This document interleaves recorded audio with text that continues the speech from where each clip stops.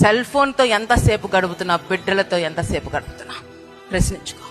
నువ్వు బిడ్డలతో గడిపి వారి యొక్క మనోభావాలు ఎలా ఉన్నాయి, వారి మాట తీరు ఎలా ఉంది, వారికి శ్రేష్టమైన విషయాలు తెలియచేస్తూ, వారిలో ఉన్నటువంటి చెడుతనాన్ని తొలగిస్తూ, మంచి విషయాల్ని వారికి తెలియచేస్తూ బిడ్డలను ఒక ఆరోగ్యకరమైనటువంటి మంచి స్థితిలో పెంచాలి. కానీ సెల్ ఫోన్ వచ్చి పెంచుతుందా పిల్లలని?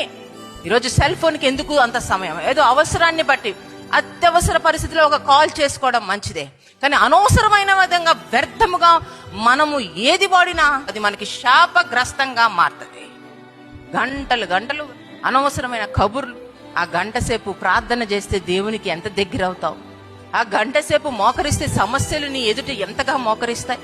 ఆ గంట సేపు దేవునితో సత్సంబంధము కలిగి జీవిస్తే నీ జీవితము, నీ కుటుంబము ఎంత వెలుగుమయంగా ఉంటుంది. ఒక్కసారి ఆలోచించండి.